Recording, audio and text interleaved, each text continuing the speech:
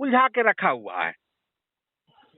सुजीत जी, जैसा कि हम सब जानते हैं कि सक्षमता परीक्षा नियोजित शिक्षकों के लिए आयोजित हुई थी और उनको विशिष्ट शिक्षक बनाने के लिए आयोजित की गई है। जी जी जी। और उस सेवा में परीक्षा में बिहार सरकार ने एक कॉलम ये भी रखा था कि उनको समस्थानिक इंडेक्स में या वेतन संरक्षण का लाभ उनको दिया जाएगा। जी जी जी जी। जो वेतन मिल रहा है उससे कम किसी हाल में नहीं होगा। लेकिन कुछ तकनीकी गड़बड़ी कहिए या विभागीय रूप से उसको सटीक नहीं बैठ पाया तकनीकी रूप से HRMS में एंट्री करने में, तो जल्दी से जल्दी वेतन भुगतान करने में, क्योंकि 2 से 3 महीना हो गया था शिक्षकों को और माली हालत खराब हो गए थे। जी जी जी।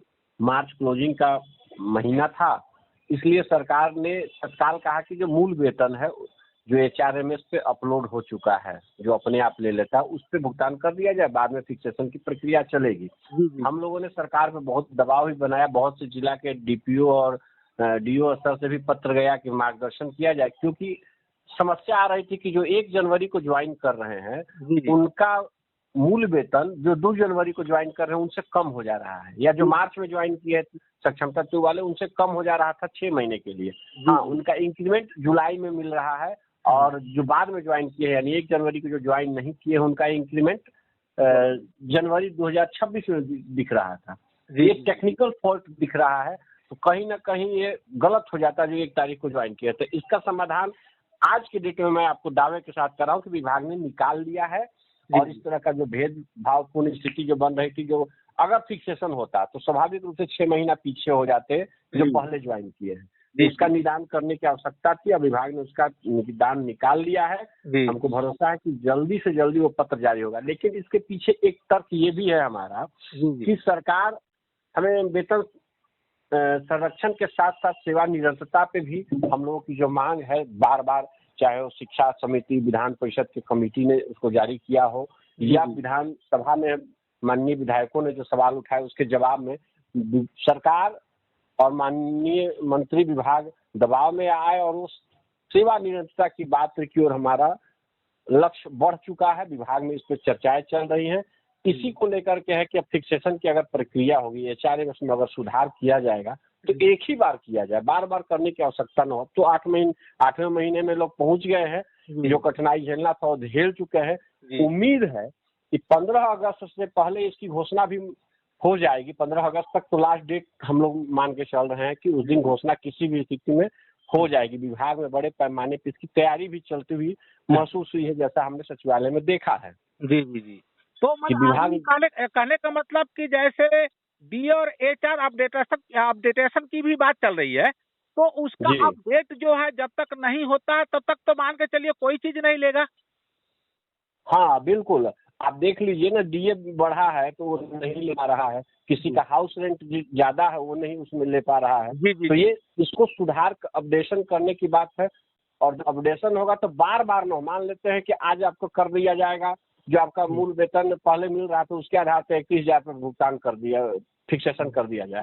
अब फिर 15 दिन बाद सेवा निरंतरता के साथ जब होगी तो कठिनाई आएगी जल्दी से जल्दी करने में, पूरा विभाग फंसता है।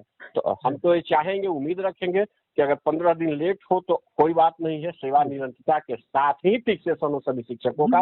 और ये अगस्त महीने यहाँ पर जो सेवा निरंतरता की बात हो रही है तो कुछ लोग इसमें कह रहे हैं कि यह मिथ्या है, माने है गलत है, कहीं भी सेवा निरंतरता की बात सरकार द्वारा नहीं चलाई जा रही है। क्या इसको आप खंडित कर रहे हैं?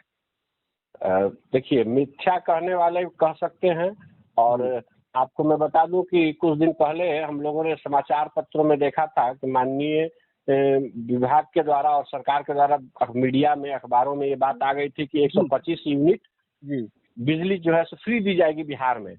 लेकिन उसके अगले दिन विभाग की तरफ से एक प्रेस नोट जारी हुआ कि इस तरह की कोई चर्चा नहीं है, कोई बातचीत नहीं है। जी जी जी। लेकिन उसके 15 दिन के अंदर ही माननीय मुख्यमंत्री जी ने ट्वीट करके उसको लागू भी कर दिया। जी जी जी जी जी जी। तो ये सरकार का और विभाग का कुछ होता है, जो चीजें हैं जो अंदर खाने की बातें हैं, कुछ जिनको जानकारी मिल जाती है वो बातें स्वीकार कर लेते हैं। कुछ चीजें तो ऐसी होती है ना जिसपे चर्चा सार्वजनिक हो जाने से कहीं ना कहीं हम लोग घाटे में चल जाते हैं या थोड़ा सा आगे बढ़ जाता है डेट। लेकिन उससे हम घबराने वाले नहीं हैं, हमें पूर्ण भरोसा है जी कि सेवा निरंतरता सभी शिक्षकों को मिलेगी।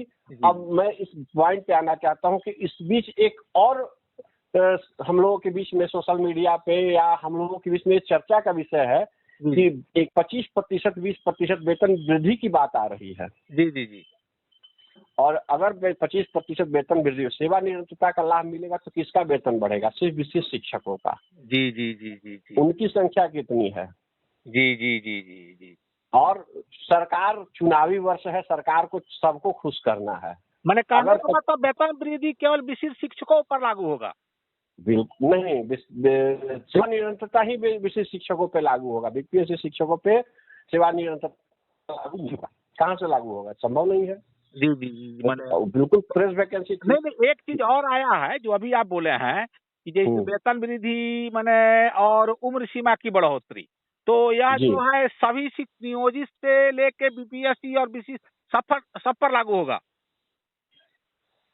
उम्र सीमा की बढ़ोतरी तो सब पे लागू हो जाएगा, चाहे वो नियमित हो, चाहे नियोजित हो, चाहे वो बीपीएससी वाले अध्यापक हो या हमारे विशिष्ट भाई बंधु हो, चाहे प्रधान शिक्षक हो, जी जी जी, चाहे प्रधानाध्यापक हो, सब पे लागू हो जाएगा एक समान रूप से। उम्र सीमा वाली बात तो वो है।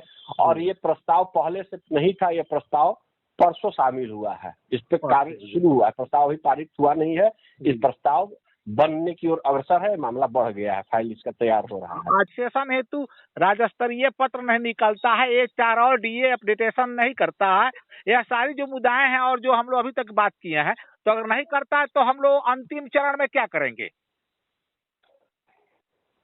तब तो सभी संगठनों को इस पे एक कड़ा निर्णय लेने की आवश्यकता है, क्योंकि लोकतंत्र में सड़कें सुनी नहीं होनी चाहिए। हम बिल्कुल आशान्वित है कि सरकार हमारे पक्ष में करने जा रही है, लेकिन सरकार को भी लगना चाहिए कि अगर हम नहीं करेंगे, अगर झांसे में ला करके शिक्षकों को बेवकूफ बनाने का काम करेंगे, तो संगठन की भूमिका यहाँ महत्वपूर्ण हो जाती है और सभी संगठन को एकजुट करने का प्रयास करते हुए हम लोग बड़े आंदोलन की घोषणा करेंगे। चुनाव से पूर्व हम लोग बड़े आंदोलन का घोषणा करेंगे। जी जी। तो चलिए, हमारे आनंद मिश्रा जी, आपको बिहार के तमाम शिक्षकों के तरफ से और मेरे खुला मंच के तरफ से आपको बहुत बहुत धन्यवाद और बधाई कि आपने अपना इतना बहुमूल्य समय देते हुए इतनी महत्वपूर्ण जानकारियां साझा की। चलिए, बहुत बहुत धन्यवाद सर। धन्यवाद, धन्यवाद सर।